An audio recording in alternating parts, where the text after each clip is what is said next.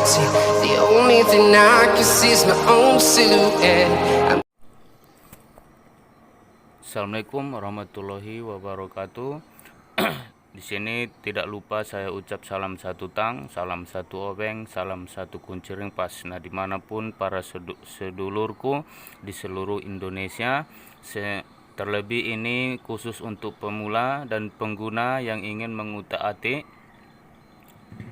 Sesuai judul di sini saya akan berbagi sedikit rumus tentang bagaimana menggantungkan mesin ke sasis atau ke rangka, dimana kalau misalnya bukan rangkanya dia atau tidak mesinnya tidak sesuai spek standaran yang udah diaplikasi oleh pabrikan, dimana kita harus merombak lagi. Nah, di sini yang pertama itu dimana titik as gear depan ini harus sejajar dengan as ini, dengan as yang ini ya, ini as sasis atau as swing arm. Nah, di sini. Nah, ini titik tengah di sini harus sejajar dengan yang ini. Itu yang pertama.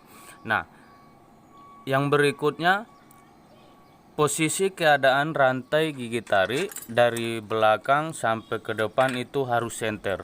Nah, di sini. Nah, keadaan rantai dipasang, ini harus center sampai ke belakang.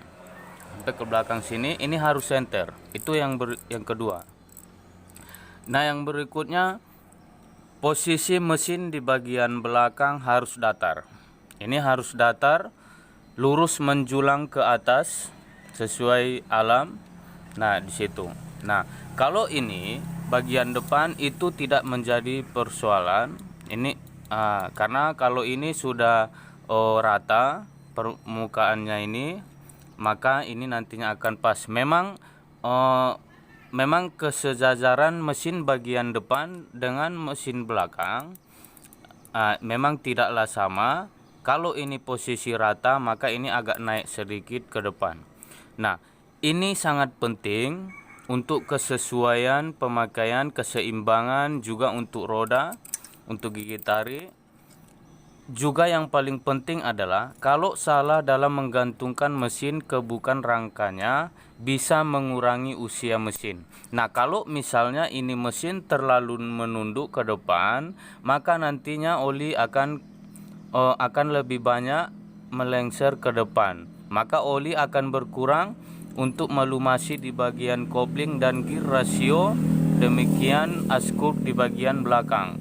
Nah, kalau misal di bagian depan ini, kalau misal dia agak tegak sedikit, itu tidak jadi persoalan, tidak begitu persoalan seperti yang di bagian mesin belakang, karena yang di depan ini untuk menaikkan oli melalui pompa. Nah, maka ini melalui pompa. Nah, demikian dengan motor sport, bahkan itu tipe blok dan silindernya itu berdiri bahkan atau bisa dikata 60 derajatan.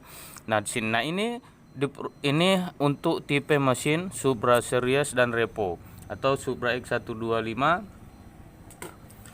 Nah, jadi ini sebelumnya udah ini sebenarnya ini mesinnya repo belalang atau repo lama. Nah, sementara batang rangkanya ini adalah Supra 125. Nah, di sini udah dilakukan perombakan sebelumnya. Di sini cuman belum menemukan hasil yang signifikan, belum menemukan hasil yang pas. Nah, ingat tadi seperti rumus di mana titik-titik yang harus diperhatikan yang seperti yang saya kata sebelumnya. Nah, di sini sekian dulu ilmu sepele yang dapat saya bagikan. Saya akhiri. Assalamualaikum warahmatullahi wabarakatuh.